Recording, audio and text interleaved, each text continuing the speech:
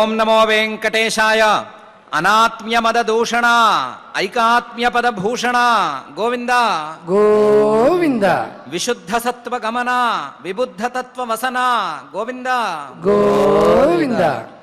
ప్రత్యుద్గత ప్రశ్రయపూర్ణ సన్మనాః ప్రత్యాత్మకం ప్రాకృతభిన్నరూపిణం ప్రాత్యక్షికం ప్రశ్రితమంతరాత్మని ప్రాకాశ్యమాత్మానమముం ప్రవాదయే అని భూతభౌతిక ప్రపంచ నిర్మాత అఘటిత ఘటు పటు మాయాధిష్ఠాత అయిన శ్రీనివాస పరమాత్ముని భక్తిగా మనసులో ప్రత్యుద్గమ ప్రశ్రయాదులను చూసుకుంటూ శ్రీశుకుల వారు ఉపదేశం చేసిన శ్రీమద్భాగవతం యొక్క అధ్యయన కార్యక్రమాన్ని మనం ప్రారంభం చేసుకుందాము. యథాప్రకారం ఆచార్యుల వారితో కలిసి ప్రార్థనా శ్లోకాలను చదువుకుని మంగళాచరణం చేసుకుందాం. ఓం నమో వెంకటేశాయ. శ్రీ గురు ప్రార్థనా. గురుర్బ్రహ్మా గురుర్విష్ణు గురుర్దేవో మహేశ్వరః. గురుః సాక్షాత్ పరం బ్రహ్మ తస్మై శ్రీ గురవే నమః. శ్రీనివాస ప్రార్థనా. స్వామితా భావితానాయ స్వామి పుష్కరిణీ జుషే స్వామినే జగతాం కుర్వే శ్రీనివాసాయ తే నమః. అథ సంకల్పః. శ్రీమదాదివరాహ క్షేత్రే విరాజమానస్య నిత్యశుద్ధబుద్ధముక్తస్వభావస్య లీలాగృహీతవిగ్రహస్య శ్రీపద్మావతీ జానేః అనుగ్రహేణ అస్మాకం సర్వేషాం బుద్ధిశుద్ధ్యర్థం విద్యాభివృద్ధ్యర్థం భక్తి జ్ఞాన వైరాగ్యాది తదనుకూల సర్వసంపత్సమృద్ధ్యర్థం శ్రీ పరమేశ్వర ప్రీత్యర్థం శ్రీమద్భాగవత పాఠం కరిష్యామహే. అస్య శ్రీమద్భాగవత స్తోత్ర మహామంత్రస్య నారద ఋషిః బృహతీ ఛందః. శ్రీకృష్ణః పరమాత్మా దేవత బ్రహ్మ బీజం భక్తిశక్తిః జ్ఞాన వైరాగ్యే కీలకం. అస్మాకం శ్రీమద్భగవత్ప్రసాద సిద్ధ్యర్థే పాఠే వినియోగః. ధ్యానం నారాయణాత్రితనయాబ్జపదాభియుక్తః మిత్రాప్తవాక్యనివహామృతభూరిసిక్తాః.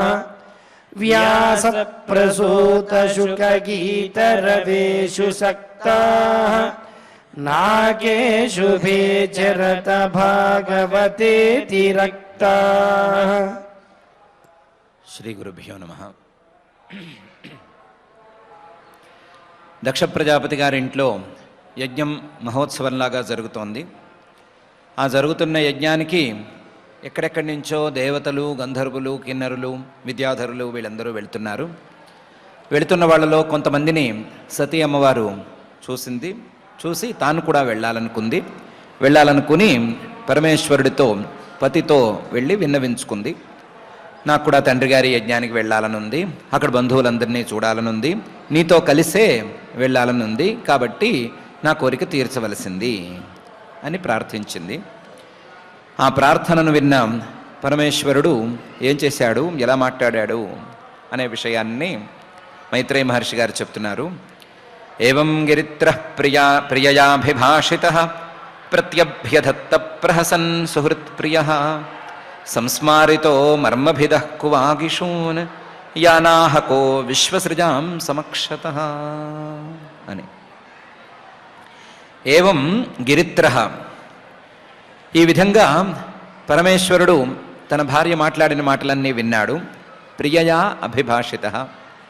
ఆవిడ చాలా ప్రియురాలు, ప్రియంగా ఉండేటువంటి ఆవిడ.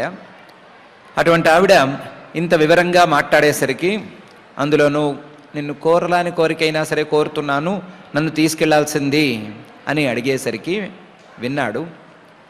విని ప్రహసన్, చాలా సన్నగా నవ్వుతూ, ప్రత్యభ్యదత్త, సమాధానం చెప్పటం ప్రారంభించాడు.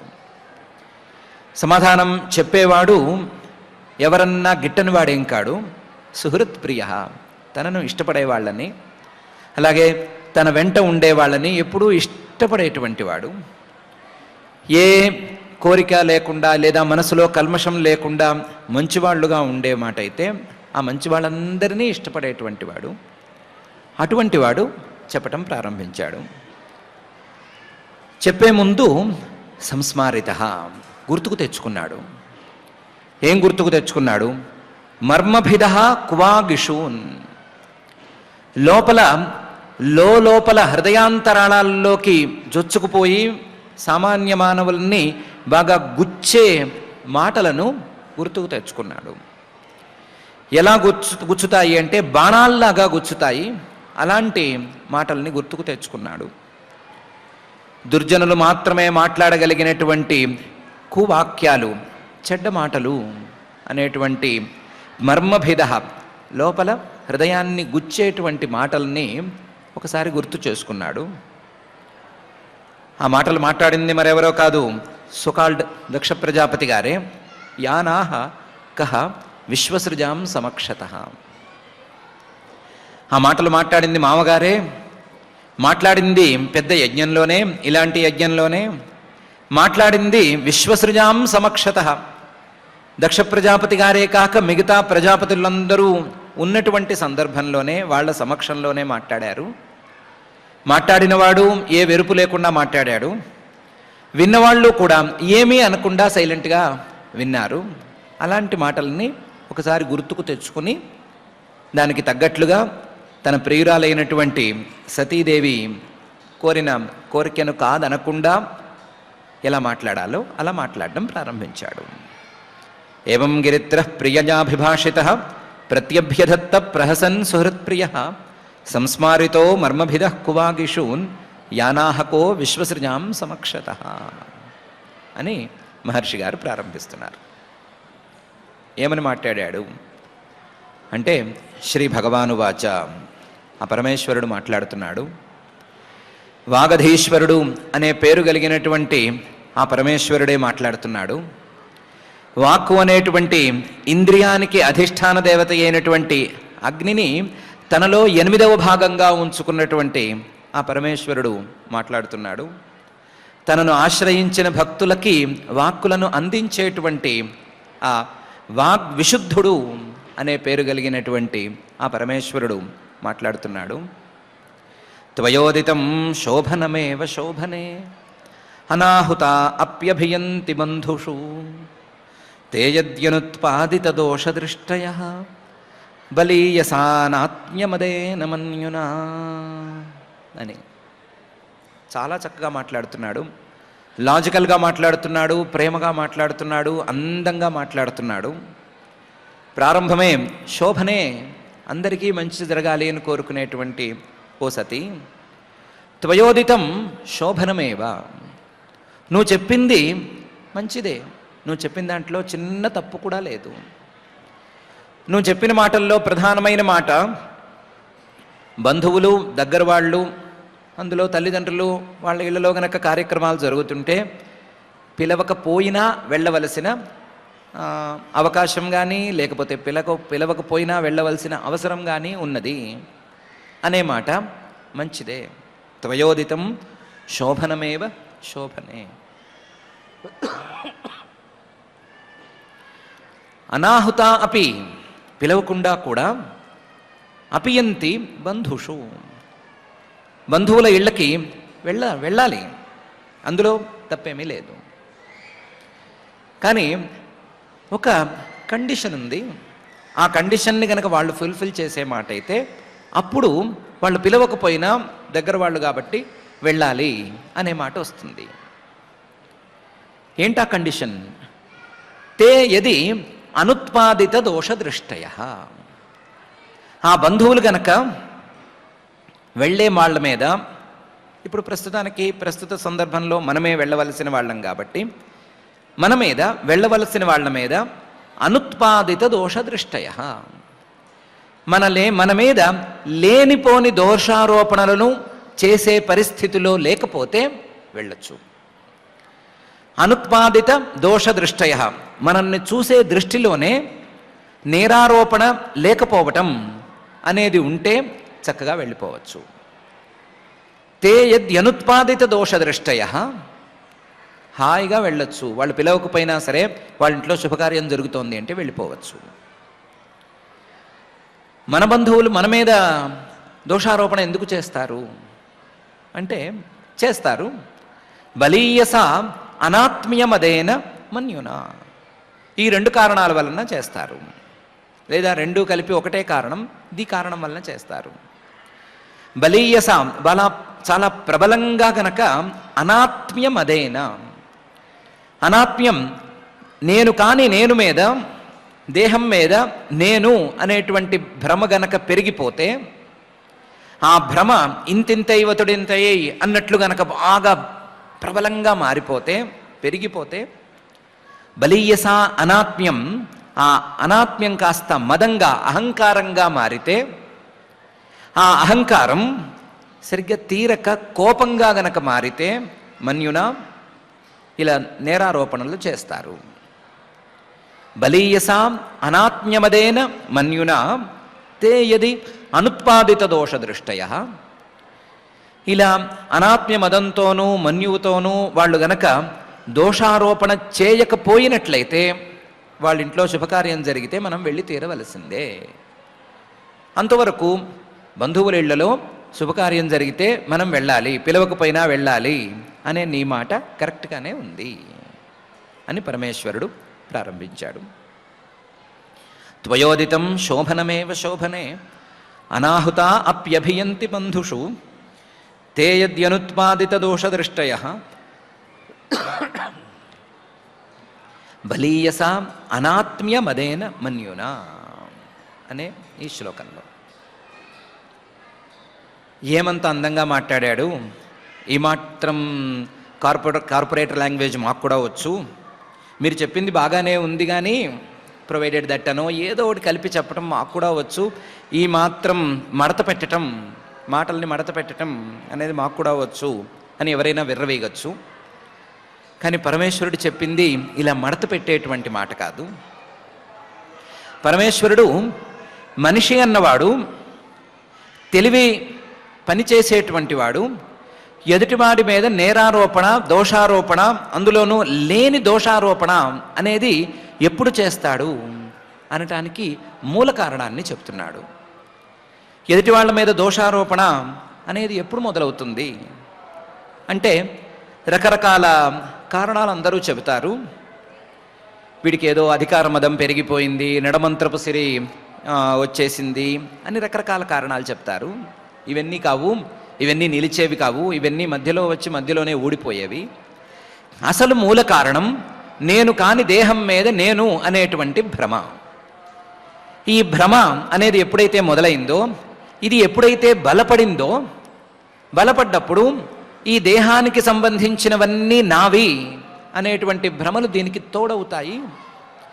దేహానికి సంబంధించినటువంటి జన్మ, దేహానికి సంబంధించినటువంటి అధికారం, దేహానికి సంబంధించినటువంటి మిగతా విశేషాలు, గౌరవాలు ఇవన్నీ నావి నావి నావి అనేటువంటి భ్రమలు పెరిగిపోతాయి. ఆ భ్రమలు పెరిగిన కొద్దీ ఈ గౌరవాలు తీరట్లేదు అనో, నాకు కావలసిన గౌరవం ఎవరు చేయట్లేదు అనో ఏవేవో భావాలు కలుగుతాయి. కలిగి కోపం రావటం అనేది ప్రారంభమవుతుంది. ఆ కోపం రావటం ప్రారంభమైతే తన కోపాన్ని ఎదుటి వాళ్ళ దోషాలలాగా చూడటం ప్రారంభిస్తాడు. కోపం అనేటువంటి కళ్ళద్దాల్లోంచి వాళ్ళ ప్రవర్తనను చూస్తాడు. చూసిన దగ్గర నుంచి అన్నీ తప్పులే కనిపిస్తాయి. అలా కాకుండా కోపాన్ని పక్కన పెడితే కొన్ని సందర్భాల్లోనైనా సరే ఉన్న పరిస్థితులు ఉన్నట్లుగా కనిపించవచ్చు. ఆ కోపం పక్కన పెట్టే పరిస్థితి ఈ భ్రమ ఉన్నంత వరకు రానే రాదు అని చెప్తున్నాడు. మానవుల యొక్క దురాలోచన తాలూకు మూలం వాళ్ళ దేహాత్మ భ్రమంలో ఉంది అనే విషయాన్ని చెప్తున్నాడు. ఈ విషయం చెప్పటం అనేది మరొకరి వల్ల సాధ్యం కాదు కాబట్టి, ఈ విషయాన్ని ఇంత అందంగా ఇంత చక్కగా ఈ సందర్భంలో కూడా చెప్పగలగటం అనేది ఆయన వల్ల తప్ప మరొకరి వల్ల అయ్యే పని కాదు కాబట్టి మిగతా మాటలకి దీనికి పోలిక లేదు. ఇది మడత పెట్టే మాట కాదు, మనుషుల యొక్క మనసు గుట్టు విప్పేటువంటి మాట అని మనం అర్థం చేసుకోవచ్చు. ఆ తీరులో చూసినప్పుడు ద బెస్ట్ డైలాగ్, త్వయోదితం శోభనమేవ శోభనే అనాహుత అప్యభియంతి బంధుషు తే యద్యనుత్పాదిత దోషదృష్టయ బలీయసా అనాత్మ్యమదేన మన్యునా అని పరమేశ్వరుడి వాక్యాన్ని మనం అర్థం చేసుకోవచ్చు. సతీ అమ్మవారు అంది, దక్షుడు నువ్వు చెప్పిన కేటగిరీలోకి రావటం కష్టం. ఆయన ఎన్నో విద్యలు నేర్చినవాడు, చదువుకున్నవాడు, ఎన్నో యజ్ఞాలు యాగాలు తపస్సులు ఇవన్నీ చేసినవాడు, పెద్ద మనిషి అయినవాడు నీలాంటి వాళ్ళ మీద వృథా దోషారోపణ చేస్తాడు అని అంటే ఎవరూ నమ్మకపోవచ్చు కదా. అందువల్ల దక్షుడి కేసుని ఎలా మనం అర్థం చేసుకోవాలి అని దానికి పరమేశ్వరుడు ఇంకా విలువైన సమాధానం చెప్తున్నాడు. దక్షుడే కాదు, చాలామంది ఇలాంటి వాళ్ళు ఉంటారు, వాళ్ళందరూ దీని కిందకే వస్తారు అని. విద్యాతపో విత్తవపూర్వయః కులైః సతాంగుణైః షడ్భిరసత్తమేతరైః స్మృతౌ హతాయాం భృతమాన దుర్దృశః స్తబ్ధా న పశ్యంతి హి ధామ భూయసాం అని. చదువులు తపస్సులు ఇవన్నీ కూడా సద్గుణాలు, చాలా మంచి గుణాలు అనేటువంటి లెక్కలో నువ్వు మాట్లాడావు కదా, అది నిజమే.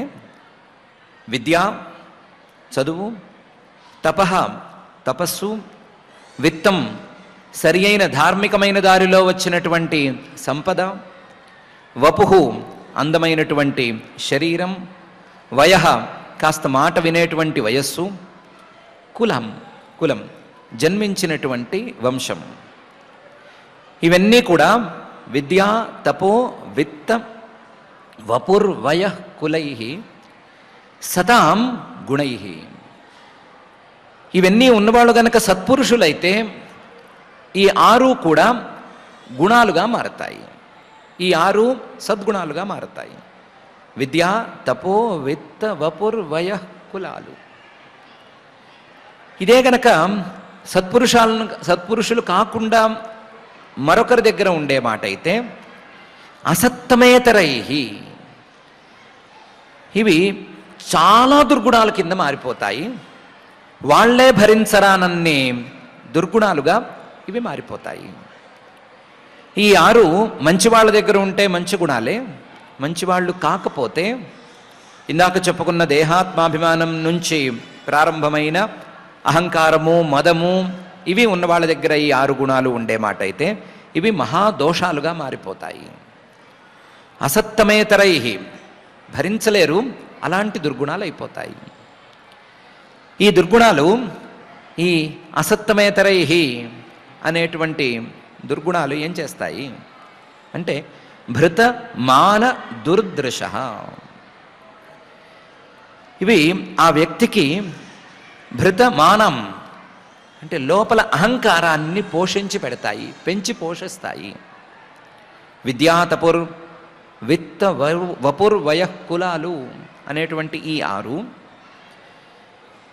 మంచివాడు కాని వాళ్ళకి, చెడ్డవాళ్ళకి లోపల నుంచి అహంకారాన్ని పెంచి పోషిస్తాయి. ఆ అహంకారంతో పాటు దుర్దృశః, ఒక అందరి మీద అన్నిటి మీద చెడు దృష్టిని కూడా పెంచి పోషిస్తాయి. ఇలా ఈ 6 ద్వారా భృత మాన దుర్దృశః అనేది గనక జరిగిపోతే వాళ్ళ స్మృతౌ హతాయాం, వాళ్ళ వివేక జ్ఞానం మొత్తం నశించిపోతుంది. విద్య వివేక జ్ఞానాన్ని పెంచి రాజేయవలసినటువంటి విద్య ఈ సందర్భంలో వివేక జ్ఞానాన్ని మొత్తాన్ని కప్పేస్తుంది, వివేక జ్ఞానాన్ని పైకి లేవనివ్వదు. తపస్సు వివేకాన్ని సరిగ్గా మేల్కొల్పవలసినటువంటి తపస్సు ఎందుకు పనికి రాకుండా కూర్చుంటుంది. మిగతా వాటి గురించి చెప్పుకోనక్కర్లేదు. ఇవన్నీ వివేక జ్ఞానానికి వ్యతిరేకంగానే పనిచేసేస్తాయి. వ్యతిరేకంగా పనిచేసేటువంటి సందర్భంలో ఆ వ్యక్తులు స్తబ్దంగా మారిపోతారు. స్తబ్దంగా మారిపోవటం అనేది కేవలం వంగకపోవటానికి చిహ్నం మాత్రమే కాదు, ఎవరికి వినయంగా వంగి నమస్కారం చేయకపోవటానికి మాత్రమే పనికొచ్చేది కాదు. నపశ్యంతి ధామ భూయసాం, తమ కంటే గొప్పవారి తేజస్సును కనీసం కళ్ళతో కూడా చూడలేకపోతారు. వాళ్ళ కంటికి వాళ్ళ గొప్పదనం ఆనదు. ఎదుటివారి గొప్పదనాన్ని అంగీకరించలేని పరిస్థితికి వాళ్ళు దిగజారిపోతారు. ఉండటానికి వాళ్ళకి విద్య తపస్సు అన్నీ ఉన్నాయి, అన్నీ ఉన్నా అవేవి పనికిరావు, అవేవి వివేక జ్ఞానాన్ని పైకి లేపవు, వివేక జ్ఞానంతో చూసేటువంటి పరిస్థితిని తేవు, ఎదుటి వాళ్ళలో ఉండేటువంటి గొప్పదనాన్ని చూడనివ్వవు అని పరమేశ్వరుడు చెప్పాడు. విద్యా తపో విత్త వపుర్వయఃకులై సతాంగుణై షడ్భిః అసత్తమేతరై స్మృతౌ హతాయాం భృతమానదురుదృశః స్తబ్ధా నపశ్యంతి ధామ భూయసాం అనే ఈ శ్లోకంలో విద్య కావచ్చు, తపస్సు కావచ్చు, ఏదైనా కావచ్చు, దాన్ని గనక మంచి గుణంగా వాడుకోలేకపోతే, క్యారెక్టర్ని సరిగ్గా గనక మలుచుకోలేకపోతే, బిహేవియర్ని సరిగ్గా గనక మలుచుకోలేకపోతే, ఇవి వివేక జ్ఞానానికి హాని చేసేందుకు పనికొస్తాయే తప్ప వివేక జ్ఞానాన్ని పెంచి పోషించలేవు. మనసులో అహంకారాన్ని, చెడు దృష్టిని పెంచి పోషిస్తాయి. పోషించి మనకంటే గొప్పవారి యొక్క గొప్పతనాన్ని మనం చూడలేకుండా తయారు చేసేస్తాయి. ఇది దక్షుడి కేసులో మాత్రమే కాదు, అందరికీ జరిగేది ఇంతే. మళ్ళీ వీటన్నిటికీ మూలం దేహాత్మాభిమానమే అవుతుంది అనే విషయాన్ని పరమేశ్వరుడు చాలా చక్కగా చెప్పాడు. విద్యాతపో విత్త వపుర్వయఃకులై సతాంగుణై షడ్భిరసత్తమేతరై స్మృతౌ హతాయాం భృతమానదుర్దృశః స్తబ్ధా నపశ్యంతి ధామ భూయసాం అని. అయితే ఏంటి? So what? వాళ్ళకంటే గొప్ప వాళ్ళని చూడలేకపోయినంత మాత్రాన మనం వాళ్ళ ఇంట్లోకి వెళ్ళకూడదా? మనం వాళ్ళ ఇంటికి వెళ్ళటం తప్పైపోతుందా అంటే పరమేశ్వరుడు అంటున్నాడు, ఎస్, తప్పవుతుంది. నైతాదృశానాం స్వజన వ్యపేక్షయా గృహాన్ ప్రతీయాదనవస్థితాత్మనాం ఏభ్యాగతాన్ వక్రధియాభిచక్షతే ఆరోపిత భ్రూభి అమర్షణాక్షిభి అని. ఎస్, ఇలాంటి వాళ్ళ ఇళ్ళకి వెళ్ళకూడదు. నైతాదృశానాం, ఇలాంటి వాళ్ళ ఇళ్ళని మనం కనీసం చూడకూడదు. స్వజన వ్యపేక్షయ, వీళ్ళు మా బంధువులు, వీళ్ళు మా స్వజనులు, మాకు దగ్గర వాళ్ళు, ఫ్రెండ్స్, ఇంకొకళ్ళు అని అనుకుని స్వజన వ్యపేక్షయ గృహాన్ ప్రతీయాత్, వాళ్ళ ఇళ్ళకి వెళ్ళకూడదు. గృహాన్ ప్రతీయాత్, వాళ్ళ ఇళ్ళకి వెళ్ళకూడదు కాదు, వాళ్ళ ఇళ్ళని చూడాలని కూడా అనుకోకూడదు. వాళ్ళు ఎలా ఉన్నారు అని చూడాలని కూడా అనుకోనక్కర్లేదు. గృహాన్ ప్రతీయాత్, ఎందుకంటే అనవస్థితాత్మనాం, వాళ్ళ మనస్సు వాళ్ళ అదుపులో లేదు, వాళ్ళ మనస్సు స్థిరంగా లేదు, సవ్యంగా అసలే లేదు. ఇలాంటి అనవస్థితాత్ములుగా ఉండేటువంటి వాళ్ళ ఇళ్ళకి వెళ్ళాల్సిన అవసరం ఏమాత్రం లేదు. పైపెచ్చు వెళితే ఏమవుతుంది అంటే, వీళ్ళు ఏం చేస్తారు, అభ్యాగతాన్, వాళ్ళ ఇంటికి వచ్చిన వాళ్ళని వక్రధియా అభిచక్షతే, వంకర బుద్ధితో చూస్తారు, వంకర బుద్ధితో మాట్లాడతారు. వక్రధియా అభిచక్షతే, చూస్తారు, అభిచక్షతే, మాట్లాడతారు కూడాను. మాట్లాడేటప్పుడు కూడా, చూసేటప్పుడు కూడా ఎలా చూస్తారు, ఆరోపిత భ్రూభి, కనుబొమ్మలు ఎత్తి మాట్లాడతారు.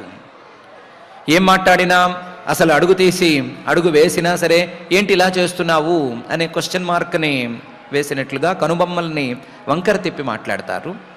ఆరోపిత భ్రూభి అమర్షణాక్షిభి, ఏం చేసినా సరే నచ్చనట్లుగానే ఉంటారు. ఇంట్లోకి కాళ్ళు కడుక్కునొచ్చినా నచ్చనట్లుగానే ఉంటారు. ఇల్లంతా తడి చేశావు అన్నట్టు ఉంటారు. కాళ్ళు కడుక్కోకుండా వస్తే కళ్ళు కడుక్కోకుండా బయట నుంచి ఎలా వచ్చావు అన్నట్టుంటారు.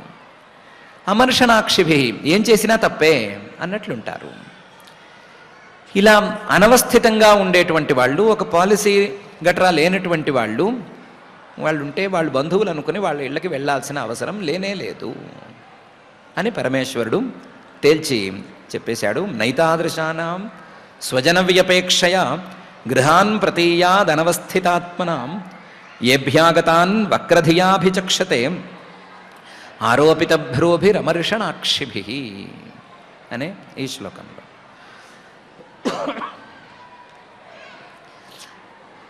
పాపం ఏదో భార్యాభర్తలు మాట్లాడుకుంటున్నారు కానీ మధ్యలో మనం దూరకుండా ఉండలేం కదా.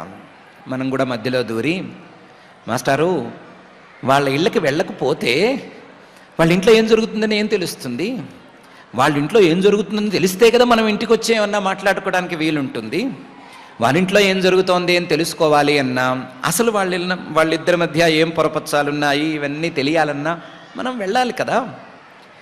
దానికి ఒక పూత కూడా పూసుకోవచ్చు. బంధువులు అన్న తర్వాత, దగ్గర వాళ్ళన్న తర్వాత రకరకాలుగా ఉంటారు. మనం వాళ్ళ ఇళ్ళకి వెళుతూ ఉండాలి. బై ఛాన్స్ వాళ్ళు ఇలాంటి పిచ్చి పనులు ఏమైనా చేసినా, ఏమైనా 1-2 మాటలు అన్నా సరే సహిస్తూ ఉండాలి అనే పై పూత కూడా పూసుకోవచ్చు. మంచితనం అనే పూత పూసుకోవచ్చు. ఆ మంచితనం ముసుగులో వాళ్ళ ఇళ్ళకి వెళ్తే అక్కడుండే ఇన్ఫర్మేషన్ని మనం గ్యాదర్ చేసుకోవచ్చు. మనకే లాభము. తర్వాత ఇంట్లో కూర్చొని గాసిప్స్ మాట్లాడుకోవడానికి కంటెంట్ ఉండక్కర్లేదా అని అంటే, ఇలాంటి వాళ్ళ గురించి ప్రత్యేకించి చెప్పాల్సిందేమీ లేదు. కానీ ఎవరైనా ఒక మాట ఎదుటి వాళ్లను అనకుండా, ఎదుటి వాళ్ళు అనవసరంగా గనక వాళ్ళని అన్నప్పుడు, అనవసరంగా ఏమైనా మాటలు మాట్లాడినప్పుడు బాధపడే వాళ్ళు ఉంటే, అలా బాధపడే వాళ్ళు ఇలాంటి ఇళ్లకు వెళ్ళకూడదు అని సలహాను మార్చుకోవచ్చు. ఎందుకంటే తథారిభిర్నవ్యథతే శిలీముఖైః శేతేర్దితాంగో హృదయేన దూయత స్వానాం యథా వక్రధియాందురుక్తిభిః దివానిశం తప్యతి మర్మతాడితః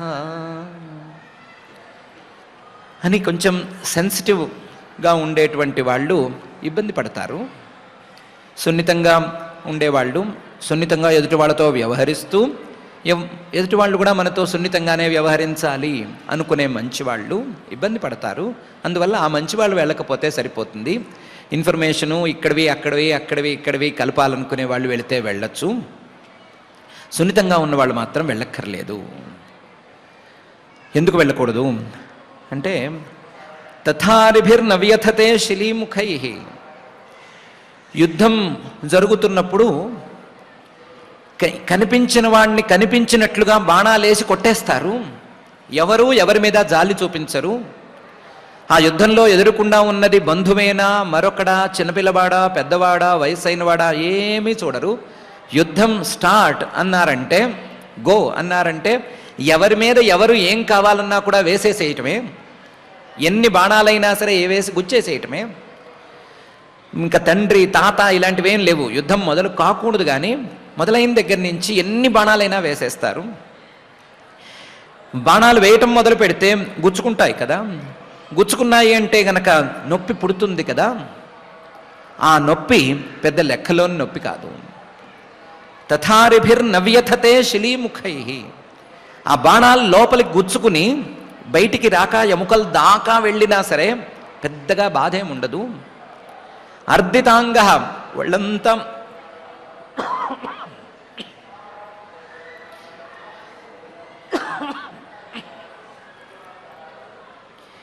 ఒళ్ళంతా భీష్మాచార్యుడికి గుచ్చుకున్నట్లుగా బాణాలు గుచ్చుకున్నా సరే ప్రమాదమేమీ లేదు.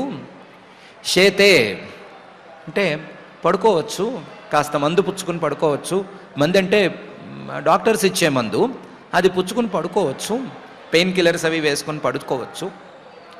మరీ ఎక్కువైంది, నొప్పి ఎక్కువైంది అనుకుంటే చేతే అక్కడికక్కడ పడుకుంటాడా, కేసు క్లోజ్ అయిపోతుంది. కానీ స్వానాం యథా వక్రధియాం దురుక్తిభి, మనవాళ్ళు అనుకునేవాళ్ళు వక్రధియాం వంకర బుద్ధితో గనక దురుక్తిభి చెడ్డ మాటలు మాట్లాడడం మొదలుపెట్టారు అంటే, అవి గనక మనసుకి గుచ్చుకున్నాయి అంటే, మనసు గుచ్చుకునేంత సున్నితంగా మనసు అంటూ ఒకటి ఏడిస్తే, స్వానాం యథా వక్రధియా దురుక్తిభి, ఆ హృదయం దూయతే, గుచ్చుకున్న హృదయం చాలా అన్యాయంగా బాధపడుతుంది. ఎంత బాధపడుతుంది అంటే, ఇందాక చెప్పిన బాణాలతో బాధ కంటే కూడా చాలా ఎక్కువ స్థాయిలో బాధపడుతుంది. ఇలా మాటలు గుచ్చుకున్న తరువాత నిద్ర పట్టటం అనేది జరగనే జరగదు. ఎన్ని పెయిన్ కిల్లర్స్ వేసుకున్నా, ఎన్ని స్లీపింగ్ పిల్స్ వేసుకున్నా నిద్ర పట్టదు. అహర్నిశం తప్యతి, దివానిశం తప్యతి. రాత్రింబవళ్ళు అయ్యో ఈ మాట అన్నారు, అయ్యో ఈ మాట అన్నారు అని తలుచుకుంటూ తలుచుకుంటూ బాధపడతారు. మర్మతాడిత, ఏంటో వాళ్ళు లేవనెత్తినటువంటి ప్రతి అంశము ఏదో గుచ్చుకుంటున్నట్టే ఉంటుంది, లోపలికి హృదయం లోపలికి గుచ్చుకుంటున్నట్టే ఉంటుంది. అయ్యో ఇలా అన్నారే, అయ్యో అలా అన్నారే, నేను వాళ్ళకి ఎంత చేశాను, లేదా మా నాన్నగారు వాళ్ళకి ఎంత చేశారు, ఇలా మాటలు మాట్లాడుతున్నారేంటి, నిన్నటి వరకు బాగున్నవాడు ఈరోజు ఎందుకు మారిపోయాడు, ఈరోజు ఎందుకు ఉన్నట్టుండి ఇలా మాట్లాడుతున్నాడు అని రకరకాల యాంగిల్స్లో అదే మాటను తలుచుకుని తలుచుకుని తలుచుకుని బాధపడతారు. సున్నితంగా ఉండేటువంటి వాళ్ళు, ఇలా తలుచుకుని బాధపడేటువంటి వాళ్ళు, ఎవరైనా ఏమైనా అంటే బాధ కలిగేటువంటి వాళ్ళు, అలా బాధ కలిగే చోటుకి వెళ్ళకపోవటమే మంచిది కదా, కాబట్టి వెళ్ళక్కర్లేదు అని పరమేశ్వరుడు తథారిభిర్నవ్యథతే శిలీముఖై శేతేర్దితాంగో హృదయేన దూయత స్వానాం యథా వక్రధియాన్ దురుక్తిభి దివానిశం తప్యతి మర్మతాడిత అని ఈ శ్లోకంలో అంటున్నాడు. ఓకే, గుచ్చుతారనే విషయం అందరికీ తెలిసిందే. కానీ మా నాన్నగారు దక్ష ప్రజాపతి గారు నన్ను గుచ్చరు. ఎందుకంటే మా నాన్నగారికి నేనంటే చాలా ఇష్టం, నేను చివరి పిల్లని, అందువల్ల నేనంటే చాలా ముద్దు, నన్నేమీ అనరు అని ఒకవేళ సతి అనే మాట అయితే దానికి సమాధానం ఆయన చెప్తున్నారు. వ్యక్తం త్వముత్కృష్టగతే ప్రజాపతే ప్రియాత్మజానామసి శుభ్రు సమ్మత అథాపి మానం నపితుః ప్రపత్స్యసే మదాశ్రయాత్ కః పరితప్యతే యతః అని. వ్యక్తం నిజమే, త్వం నువ్వు ఉత్కృష్టగతే చాలా ఉన్నత స్థానంలో ఉండేటువంటి దక్ష ప్రజాపతి గారికి అమ్మాయివి. పైగా ఈ మధ్య ఆయనకి ప్రజాపతుల్లో కల్లా శ్రేష్ఠుడు అని కొత్త అభిషేకం కూడా చేశారు కదా, ఉన్నత స్థానంలో ఉన్నాడు కదా. ఉత్కృష్టగతే ప్రజాపతే ప్రియా, చాలా ఇష్టమైనటువంటి అమ్మాయివి. ఎవరిలో ఇష్టమైన దానివి? ఆత్మజానాం, తన కూతుళ్ళందరిలోకి 16 మందిలోకి నీవే ఇష్టమైన దానివి. ప్రియాత్మజానాం అసి శుభ్రు, నీ అందమైన కనుబొమ్మలు చూస్తే ఎవరికైనా ముద్దుగా మాట్లాడాలనే అనిపిస్తుంది. అందులోనూ సమ్మత, మీ తండ్రికి నీ మీద ప్రేమ ఎక్కువగానే ఉంది, నిజమే. కానీ అథాపి మానం న పితుః ప్రపత్స్యసే, ఇప్పుడున్న పరిస్థితుల్లో, ఇప్పుడున్న సందర్భాల్లో మీ నాన్న నిన్ను గౌరవించడు. అథాపి మానం న పితుః ప్రపత్స్యసే, నిన్ను కనీసం పలకరించను కూడా పలకరించడు ఆయన. అంత ఖచ్చితంగా ఇలా చెప్తున్నారు. మా నాన్నకి నేనంటే ఇష్టమని ఒప్పుకుంటూ వెళితే మాత్రం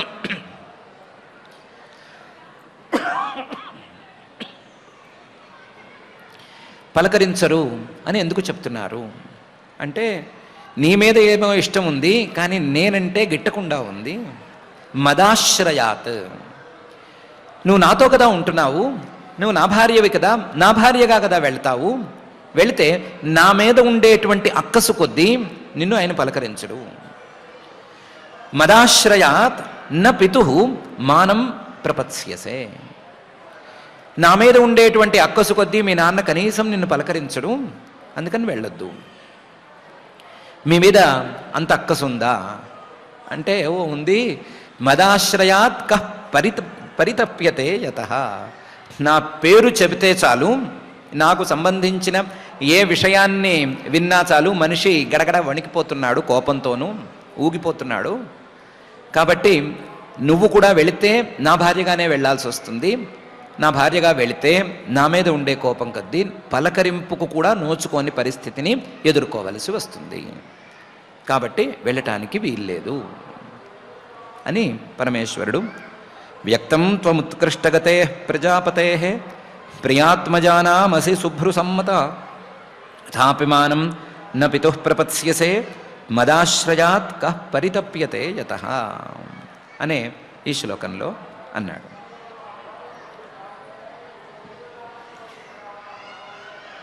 సరే, మీరు అంటున్న మాట బాగానే ఉంది. నా పేరు చెప్తేనే ఊగిపోతాడు దక్షుడు అంటున్నారు కదా. ఎందుకు అంత పరిస్థితి మీరు తెచ్చారు? ఎందుకు దక్షుణ్ణి ఆ రోజు యజ్ఞంలో తిరస్కరించేశారు? కనీసం పలకరించని కూడా పలకరించలేదు. ఆయన్ని తిరస్కారం చేయటంతోనే కదా ఇష్యూ ఇలా అయిపోయింది. అంతవరకు కాస్తో కూస్తో బాగానే ఉన్నారు కదా అంటే, నేను తిరస్కరించింది అంటూ ఏమీ లేదు, ఆయనే నన్ను ద్వేషిస్తున్నాడు అని చాలా అందంగా మనుషులందరికీ అంటేటట్లుగా ఒక మంచి మాట పరమేశ్వరుడు చెప్తున్నాడు.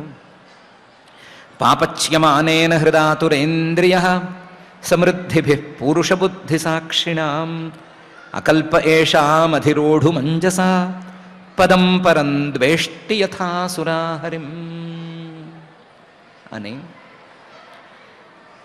పాపచ్యమానేన మనసులో ఎప్పుడు కుత కుత ఉడికిపోతూ ఉంటాడు ఆయన. ఎందుకు ఉడికిపోతూ ఉంటాడు అంటే, హృదయ మనసు ఎప్పుడు ఉడికిపోతూ ఉంటుంది కుత కుత. ఎందుకంటే ఆతురేంద్రియ, ఆయన ఇంద్రియాలు ఆయన అదుపులో లేవు. ఆయన ఇంద్రియాలు ఆయన అదుపులో లేవు కాబట్టి మనసు ఎప్పుడు ఏదో అది రాలేదు, ఇది రాలేదు, అది దొరకలేదు, ఇది దొరకలేదు, అలా అనుకున్నాను జరగలేదు, ఇలా అనుకున్నాను జరగలేదు అనేటువంటి కొత్త కొత్తలతోనే నిండిపోతుంది. అందులో సమృద్ధిభి, తనకున్న సమృద్ధులు, తనకున్న సంపదలు చాలా గొప్పవి అనేటువంటి అభిప్రాయంలో ఉన్నాడు. ఆ అభిప్రాయంతో ఎప్పుడూ హృదయం అంతా కుతకుత ఉడుకుతూ ఉంటుంది. నాకు అలాంటి సమృద్ధి ఉంది, ఇలాంటి సమృద్ధి ఉంది, వాళ్ళు గుర్తించట్లేదు, వీళ్ళు గుర్తించట్లేదు అనే బాధతోనే ఉంటుంది. ఇలాంటి వాళ్ళు పూరుష బుద్ధి సాక్షిణం, నిరహంకారంగా ఉండేటువంటి ఉన్నత స్థాయి వ్యక్తులు కనిపిస్తే వాళ్ళని గౌరవించలేరు. పూరుష బుద్ధి సాక్షిణం, ఏమి జరిగినా సరే మనసులో ఒక చిన్న మార్పు మాత్రమే అది. మనకేదో ఫలానాది ఉంది అనుకుంటే దాన్ని మనం చూసాము, మనది అనుకున్నాము అనటమే తప్ప కొత్తగా వచ్చింది లేదు, ఉన్నది ఊడింది లేదు అనేటువంటి నిరహంకార దృష్టితో చూడటం, పూరుష బుద్ధి సాక్షిగా ఉండటం అనేది కొంతమందికి మహాత్ములకు మాత్రమే చాతవును.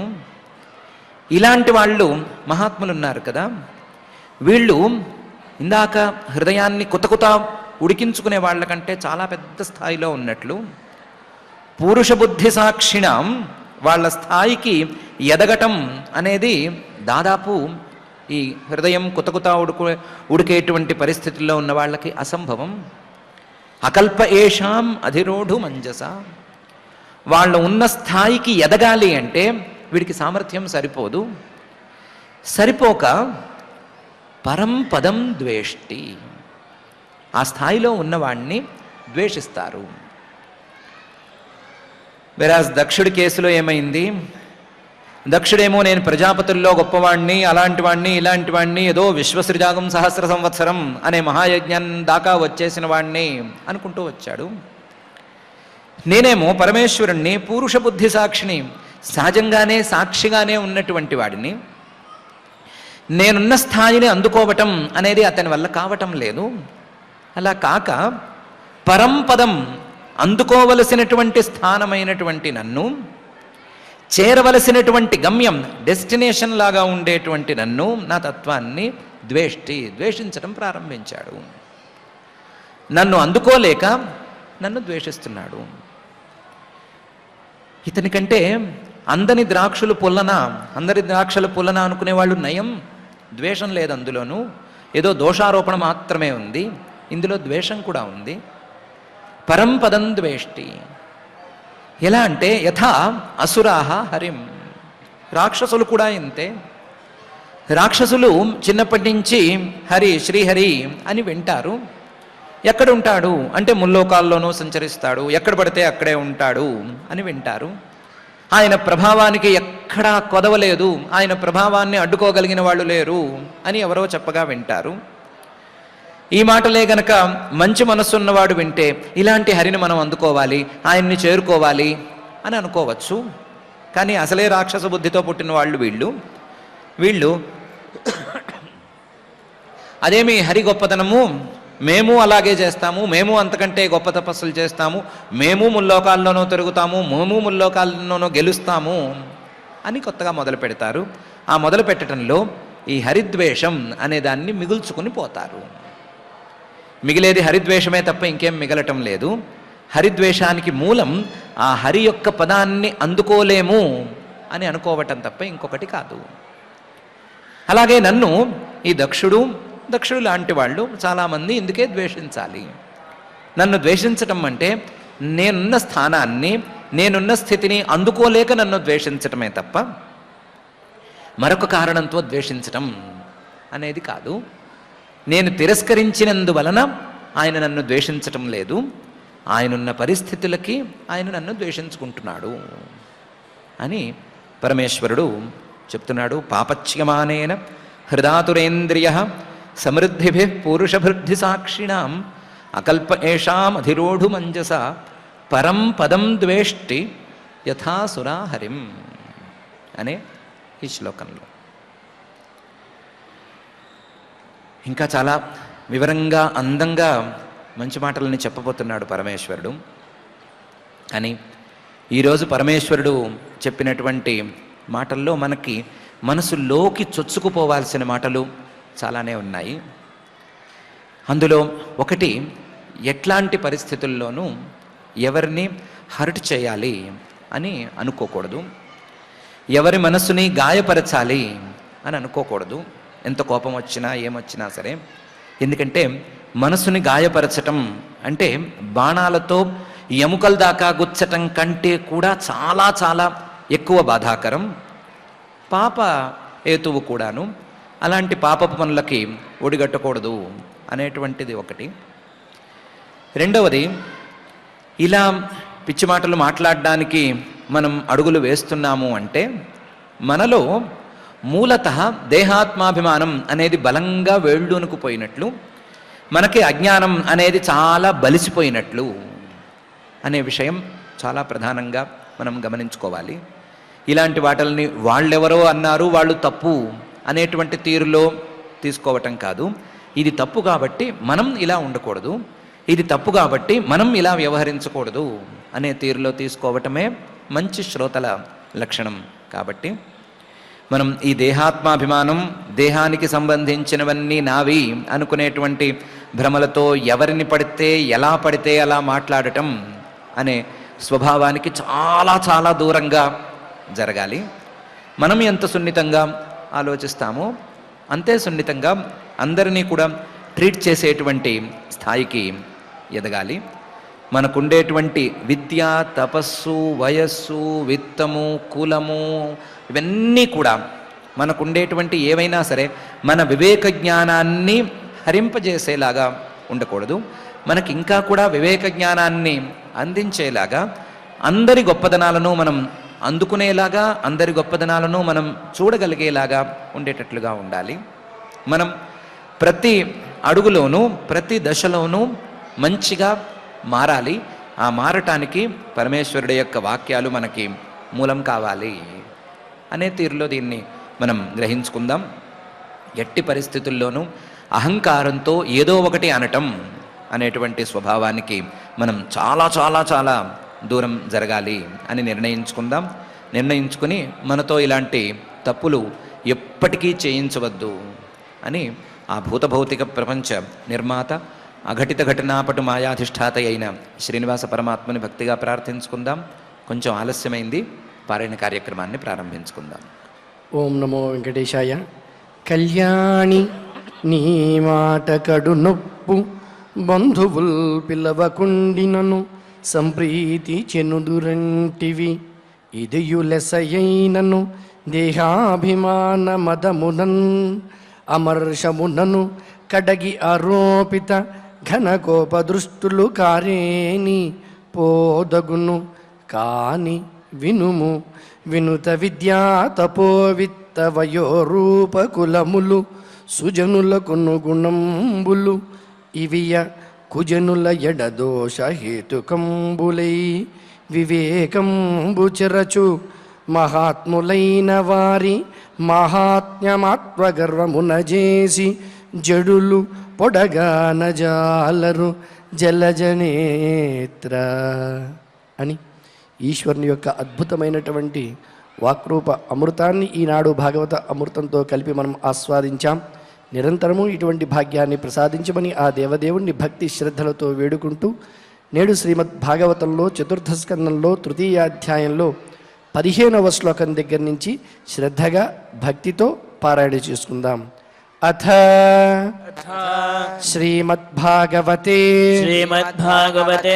పారమహంస్యాం సంహితాయాం చతుర్థ స్కంధే తృతీయాధ్యాయే శ్లోకాః ఋషిరువాచ ఏవం గిరిత్రః ప్రియయాభిభాషితః ప్రత్యభ్యధత్త ప్రహసన్ సుహృత్ ప్రియః సంస్మారితో మర్మభిదః కువాగిషూన్ యానాః కో విశ్వసృజాం సమక్షతః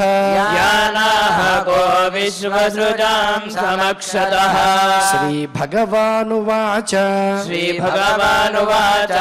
త్వయోదితం శోభనమేవ శోభనే అనాహుతా అప్యభియంతి బంధుషు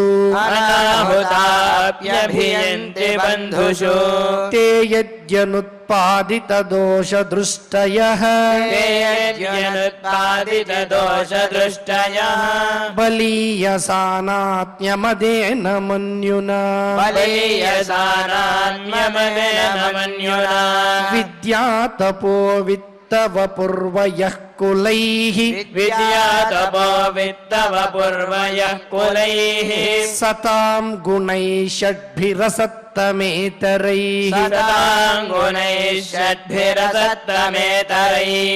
స్మృతౌ హతాయాం భృతమానదృశః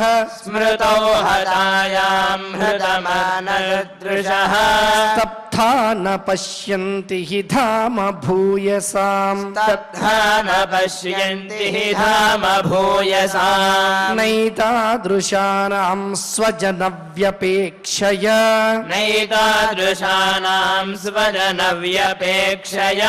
గృహాన్ ప్రతీయాదనవస్థితాత్మనాం ఏభ్యాగతాన్ వక్రధియాభిచక్షతే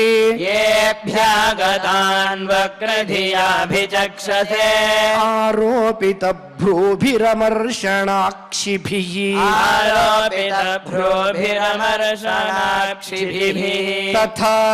తథారిభిర్నవ్యథతే శిలీముఖైః శేతేర్దితాంగో హృదయేన దూయత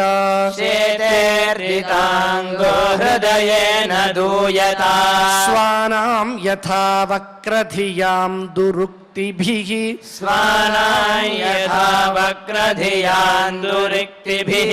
దివానిశం తప్యతి మర్మతాడితః వ్యక్త व्यक्तं त्वमुत्कृष्टगतेः प्रजापतेः व्यक्तं त्वमुत्कृष्टगतेः प्रजापतेः प्रियात्मजानामसि शुभ्रुसम्मता प्रियात्मजानामसि शुभ्रसम्मता अथापि मानं न पितुः प्रपत्स्यसे अथापि मानं न पितुः प्रपत्स्यसे मदाश्रयात् कः परितप्यते यतः मदाश्रयात् कः परितप्यते यतः पापच्यमानेन हृदातुरेन्द्रियः पापच्यमानेन हृदातुरेन्द्रियः समृद्धिभिः पूरुषबुद्धिसाक्षिणाम् समृद्धिभिः पुरुषबुद्धिसाक्षिणाम् अकल्पयेषामधिरोढुमञ्जसा अकल्पयेषामधिरोढुमञ्जसा पदं परं द्वेष्टि यथासुराहरिम् पदं परं द्वेष्टि यथा दुराहरिम् इति श्रीमद्भागवते श्रीमद्भागवते पारमहंस्यां संहितायां पारमहंस्यां संहितायां चतुर्थस्कन्धे चतुर्थस्कन्धे तृतीयाध्याये శ్లోకాః శ్లోకాः భక్తి శ్రద్ధలతో పారాయణ కార్యక్రమాన్ని పరిపూర్ణం చేసుకున్నాం. ఇప్పుడు క్షమాప్రార్థన దగ్గర నుంచి మంగళాంత శ్లోకం వరకు శ్రద్ధగా పఠిద్దాం. అథ क्षमा प्रार्थना यदक्षरपदभ्रष्टं मात्राहीनं च यद्भवेत् तत्सर्वं क्षम्यतां देव नारायण नमोऽस्तु ते. अथ भगवत्समर्पणम् कायेन वाचा मनसेन्द्रियैर्वा बुद्ध्यात्मना वा प्रकृते स्वभावात् करोमि यद्यत् सकलं परस्मै नारायणायेति समर्पयामि. अथ लोकक्षेम प्रार्थना सर्वे भवन्तु सुखिनः सर्वे सन्तु निरामयाः सर्वे भद्राणि पश्यन्तु मा कश्चित् दुःखभाग् भवेत्. अथ मङ्गलम् श्रियः कान्ताय कल्याणनिधये निधयेऽर्थिनाम् श्रीवेङ्कटनिवासाय श्रीनिवासाय मङ्गलम्. సెరెనిటీ మోడల్ హై స్కూల్ విద్యార్థులకు అమ్మఒడి, సామాన్యులకు అందుబాటులో ఉన్న బడి సెరెనిటీ. మేడ్చల్ జిల్లాలో మేటిగా నిలిచి సాటిలేని ఫలితాలను సాధిస్తున్న నంబర్ 1 స్కూల్ సెరెనిటీ. మా ప్రత్యేకతలు ప్రతి విద్యార్థి పట్ల వ్యక్తిగత శ్రద్ధ, activity based learning and digital classrooms, computer lab, 100% ఫలితాలు, sports and cultural activities, yoga, abacus మరియు Vedic maths education. Please visit Serenity Model High School, Nagaram. Admissions are in progress. Call 040-271-46899 and 040-271-48699.